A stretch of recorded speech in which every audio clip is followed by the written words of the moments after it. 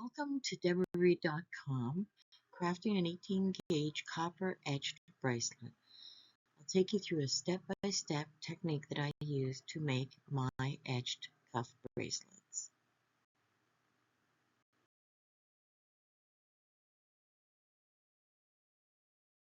Throughout this presentation, I will try to give you an understanding of the materials and the tools that I use, what designs in the way of planning, and bracelet preparation, the etching process, techniques, chemicals, and how to finish the bracelet off.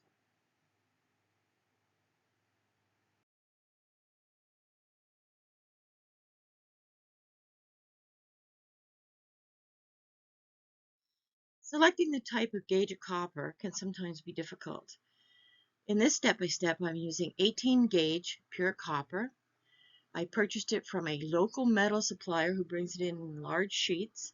I pay a small cutting fee for them to cut them up into the blanks 6-inch, 7-inch, and 8-inch by 1-inch or by 2-inch wide blanks.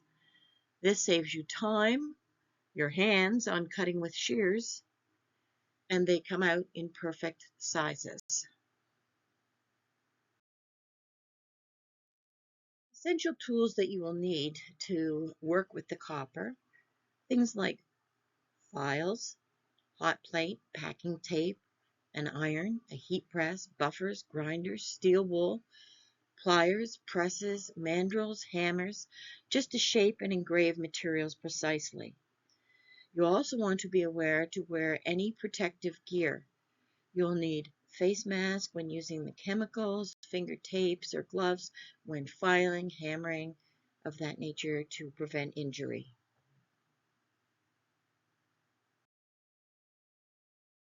The chemical you're looking for to use for etching copper is ferric chloride. In the past, it's been harder to find, but now Amazon actually distributes this. You can get it in gallon containers or smaller bottles, depending upon the usage that you want. One of the things you also need is baking soda.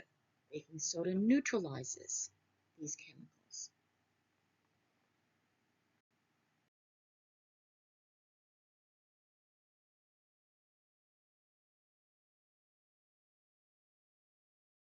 First step is to cut the corners off of your blank. This enables us not to have to spend a lot of time filing material off.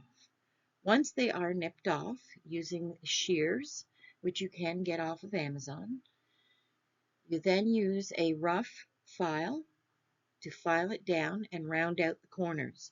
You can then use a finer file to finish that off.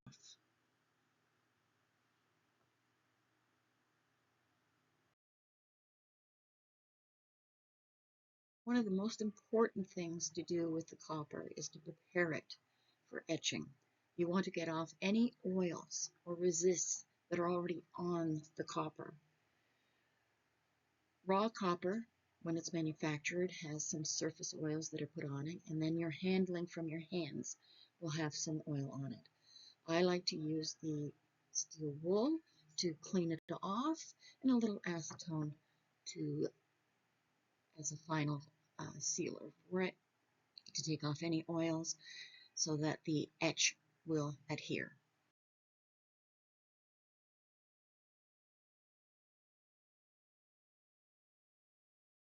There are many resist products out on the market today.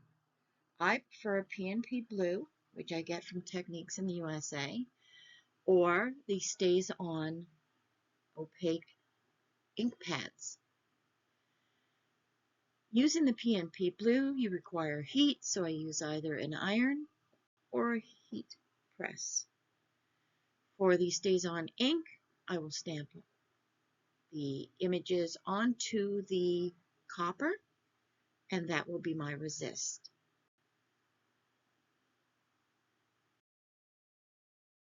So for the chemical etching procedures and setup, I use a standard size family griddle as my heat source. That way I can set it up to 250, I can watch it and maintain it in a certain area. It's nice and neat.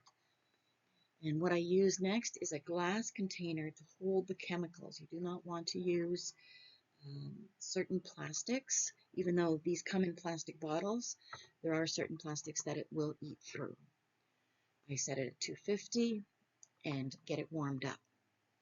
Now, I take packing tape, regular old packing tape, stretch it out, and apply it to one side of the copper bracelet.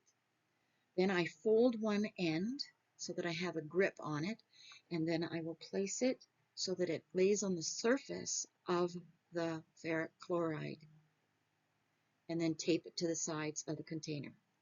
And I will do that until I fill the container, and sometimes I use a larger container. After about 30 minutes, you should check it and see how much it's etching. If it's deep enough, some people like a lighter etch, some people like a deeper etch. I like the deep etch.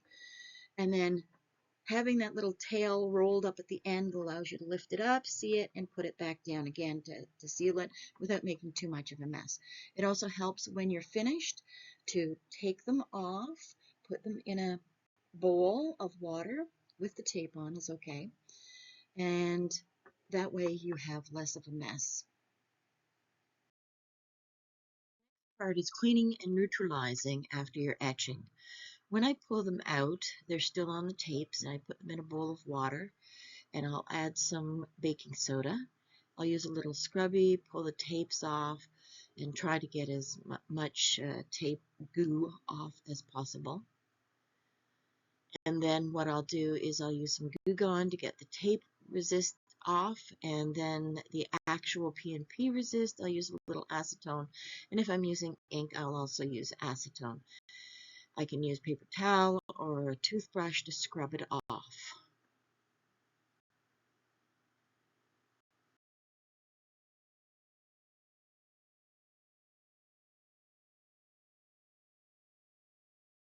Forming and shaping cleanup. First, I'll sand the flat bracelet, get all the burrs off, any materials that are stuck in the depth of the etch, and get the sides nice and smooth and clean. The more you do now, the less you have to do later. I made up a pin sander to use with my Dremel, and that makes fast and easy work of the top layer. And I also have a favorite sanding wheel that makes the edges nice and smooth. Once it's cleaned up, we go to shaping. I'll use the mandrels to bend it over to get it in a more rounded shape. I've used my bracelet pliers as well to make that shape. Once that's done, I use my handy dandy new GRS bracelet former that I got from Rio Grande. And what it does, it makes the curves synclastic, so it shapes the flat strips of metal into a perfect C shape. This ensures that the bracelet is formed to fit, is comfortable on the wrist, and is smooth and continuous curves.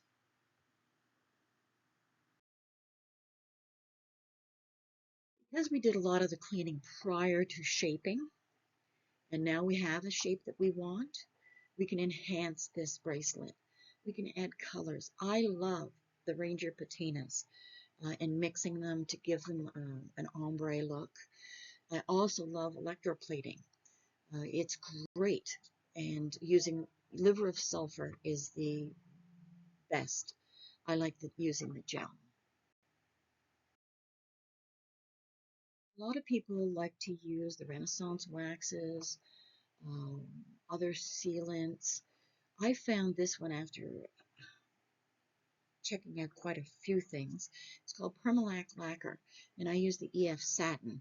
It's environmentally friendly, low VOCs. It protects all metals and against UV light, salts, acids, heat, and water. And it dries in 10 to 15 minutes. Typically, I'll dip my bracelet or other jewelry right into it, lift it up, and let it drip, and then I'll wick it off with a piece of paper towel so that it's not dripping anymore, and then hang them up to dry.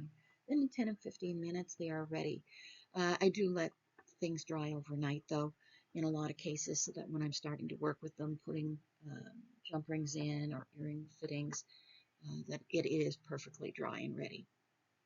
And I will put this sealant over top of any of the Ranger patinas and just basic heat, also temp coloring. I will do that as well.